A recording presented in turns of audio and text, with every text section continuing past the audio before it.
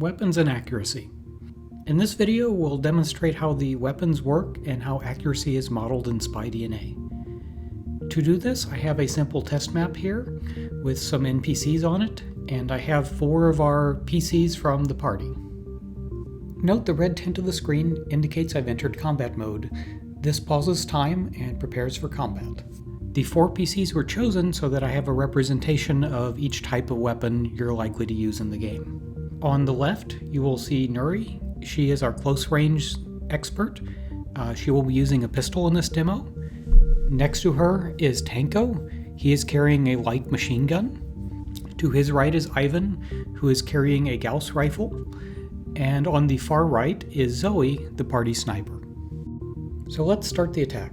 I'll open the gun sight by clicking on the character and selecting attack.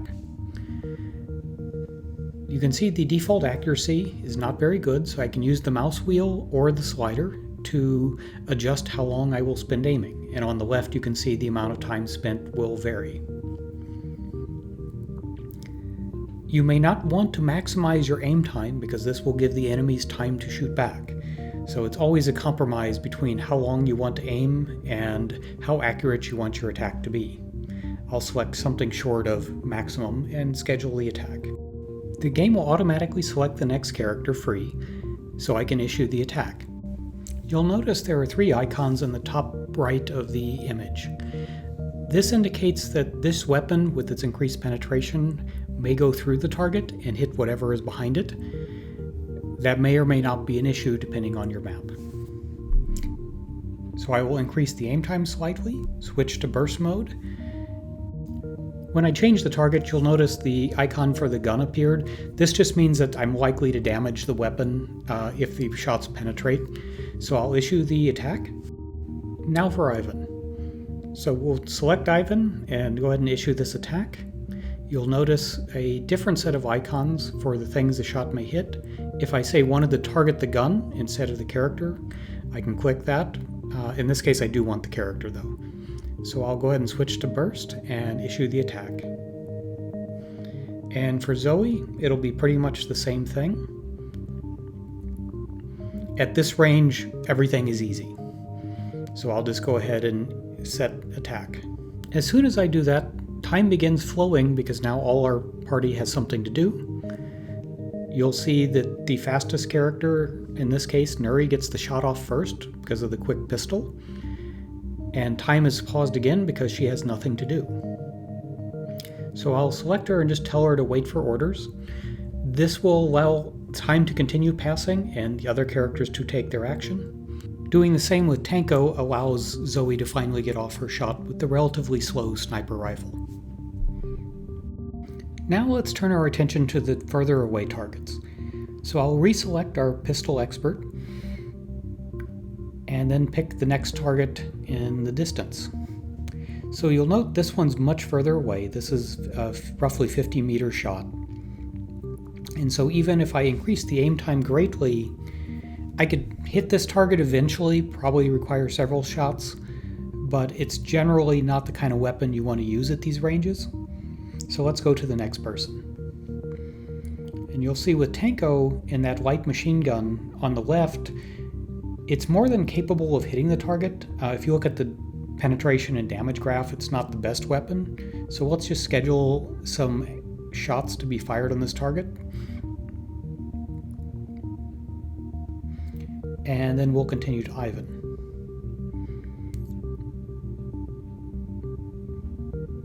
And this is where you'll notice that Ivan's more accurate weapon combined with his greater skill is starting to give you an advantage, as in he's much more accurate than Tanko was. And the same with Zoe. I can increase the aim time. You're not seeing a large separation from her and Ivan, and I'll explain more about that later. And so I'll just go ahead and schedule another attack here.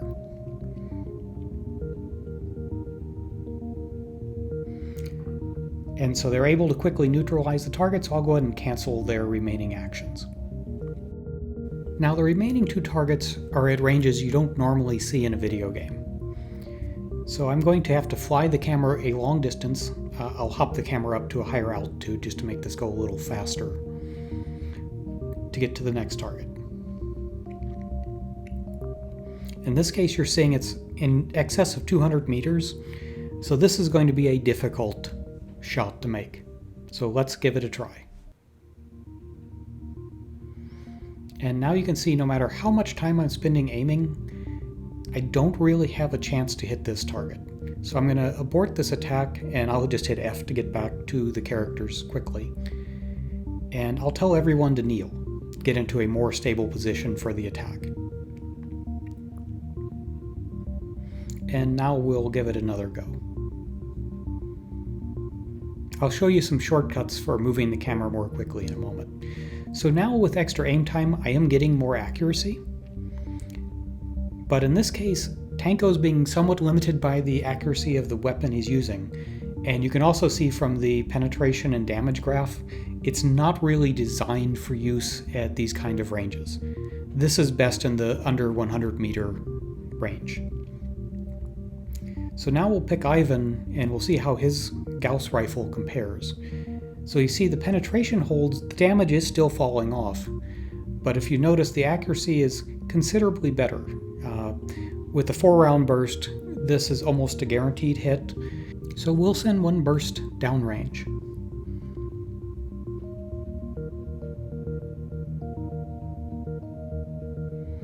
And on to Zoe. She'll have no trouble at all with this range. You'll see the weapon is more than adequate still. And her accuracy is still slightly better than Ivan's, but not exceptional. And I'll go into more on that on the next target, but let's just fire a shot.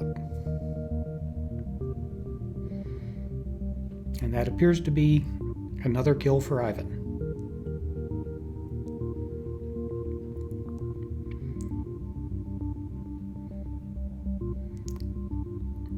So just to give you an idea how far the next target is, I'm going to fly the camera at high altitude. This one is a long way out there. Yeah, at 700 meters, there aren't that many weapons in the party that are going to be effective. So you see for Tanko, no matter how much time I aim, this weapon just isn't going to cut it. So for Ivan, his weapon can reach out this distance. You'll see it's got about the same chance to hit out here as the pistol did back at 50 meters. But let's try something. I'll have Ivan, I'm going to tell Tanko to wait because he's not really useful for this target, but I'll tell Ivan and Zoe to go prone. This will give them an even more stable firing position. And now I'll use the shortcut, just click the target on the compass to select it so I don't have to fly the camera back and forth manually each time. This is actually a very handy shortcut over long ranges.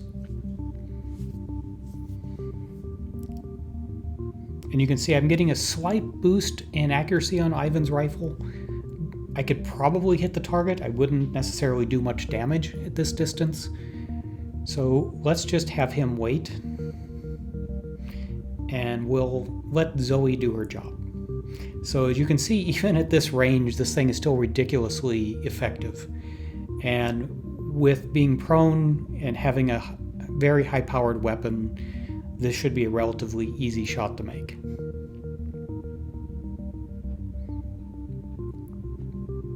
So I'll just go ahead and issue the command to fire.